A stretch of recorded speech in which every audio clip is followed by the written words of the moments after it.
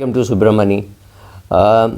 One thing very clear is if you are on the board of a Citibank or any bank of that size, it is almost impossible to know what is happening in that bank in every branch of the world, right? So Citibank is there in so many countries. So what's happening to them in Japan? What is happening to them in China, India? It's not going to be very easy for a board member. Now think of the board member having access to all the resources. He or she can go and access all the any economist or a taxation expert, right? He can ask for their views. All those things can happen, and still it's very difficult for him or her to get a hang of what's happening in the world. But we try to put everything into some Excel sheet and saying, oh, if this recession happens in US, oil prices will come down, and then something else will happen all over the world. Interest rates will again have to be reduced, so QE will happen. We don't know. It's too much of a thing to say that I will be able to guess. In fact, I've not found any company which is able to very accurately predict the next 3 quarters earnings, right? So what they tell the public and what they actually do may be different. In fact, I don't think even 20 years back there was so much of pressure from the on the Reserve Bank chief to say what is going to be the interest rates going forward. I think Bernanke was the guy who started saying that I will give going forward, I'll give hawkish chance, this chance. All those things happened only with Bernanke. Earlier, there were even the Indian RBI governor, nobody was under great pressure to give some indicative returns and all, because ultimately in the long run, the longer end of the curve, interest rates are not decided by RBI. Even in the short, they are not the person who are determining that, but they say yes, this is the rate at which we will lend to banks, or that which will borrow from banks. That is at the short end. Right, the longer end is decided by the market. So even now, if you see, the US long end is 3%, even though they say that the inflation in US is 10%, which means the market is saying 10% is an aberration. It cannot last long. So, but we are getting that information that they are at a 10% inflation. So if you take the American growth now, it's something like 11.2% or 11.8% or something like that.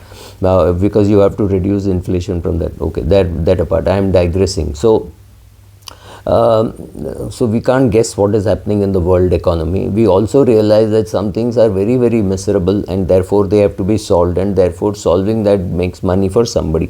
So here was India, where infrastructure is not too great, but there are good restaurants around your house.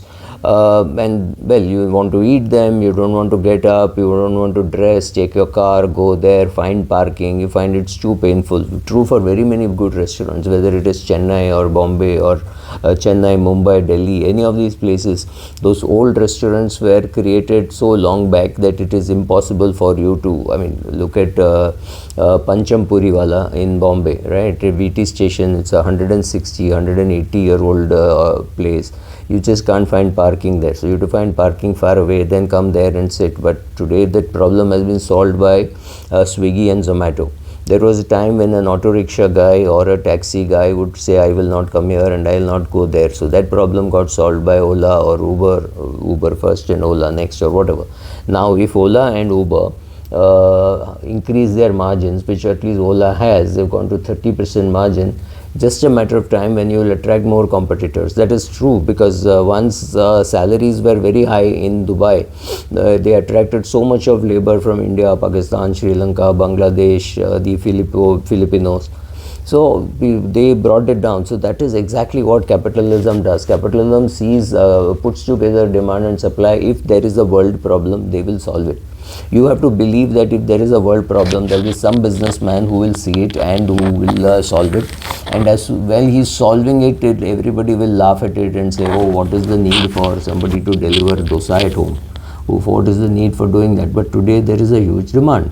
People are willing to pay because they're saying, okay, the cost of going out, the cost of dressing up, the cost of taking the car, finding parking, maybe pay a 200 rupee fine because you parked wrong. All those things you avoid by saying, okay, just pick up the phone and say order for food and food comes home. Then what happens is you get very greedy, then you attract competition, right? So that is going to happen to Ola and Uber if they try increasing their margins, because the taxi drivers are going to say to hell with it. And we as customers have been smart. Sometimes we use a black and yellow taxi, sometimes we use an auto rickshaw, sometimes we use Ola and Uber. So it's not as though Ola and Uber have been able to kill the others. They have been able to hurt the others, yes, but if we allow them to kill the others, then they will go to their 40% margin and 50% margin. Right now they're at 30% margin, and I'm sure it is going to attract competition. So we don't do things when we are comfortable. We do things only when we are uncomfortable. When oil prices are very high, we will go and search for oil in the world, right? Or we will look for an alternative and say, oh, this is better. Should we use solar? Should we use wind? We will not do any of those things if oil prices were, say, $40 or $30. Do you think there will be so much talk about wind power and hydropower and things like that? Answer is obviously no, right? So if you are successful, you will attract competitors. If your salary is high, you can be sure more and more people will try to acquire the same qualification. That does not change. These are all things which is the part of capitalism. So as a country, everybody will want to do that. Like it was very beneficial to outsource to India. So the companies which were outsourcing to India said, okay, let me set it up in India. So all the big consulting firms or Facebook or Google, all of them have an India operation from where they get all their work done. Once upon a time, they would have given it to an Infosys or a TCS or somebody. Now they said, let's set it up ourselves. Let us own the place, right? So this is again part of capitalism. If you don't want your client to go away, you have to work on good margins, decent margins, so that you have to live, but not such margins that your customer thinks, oh, let me do it myself. I don't need to give so much money to an Infosys or a TCS. I can set up a office in Hyderabad. So that's exactly what they did. So ultimately, when you start a business, you try to please the client. Right, so then you realize that you're selling a 100 rupee thing for 95, 97, whatever. Like many people do to get business from a Reliance or a Hindustan Unilever. They try to get it at a different price, but in the long run, every business has to take care of every stakeholder, whether it's a shareholder, as an employee, whether it is a government, right? Then government finds, oh, this business is so attractive, let me levy a GST or let me increase the GST. Both are going to be actually hurtful, but then everybody wants a share of the pie, and therefore prices will go up. Look at cryptocurrency. The government is saying cryptocurrency, great, pay 30% tax, right? So even if you have no taxable income, if you want just 1 lakh from cryptocurrency, you will still continue to pay tax because government wants its share of what is happening. So and those are all the risks in business, but that is part of capitalism. Setting things right, it's part of capitalism. So do you find that people want to retire early? Maybe they want to retire early because that great desire saying, I will do what I want when I want to do and with whom I want to do, right? That's a very big thing. People want to control their time. But it's not always possible that people will control their time. Or if an employer feels that, oh, my employee wants to control his time, say, okay, you can work from home 5 days a week or 4 days a week, so come to office twice a week. So that's going to happen because that's going to give them more flexibility.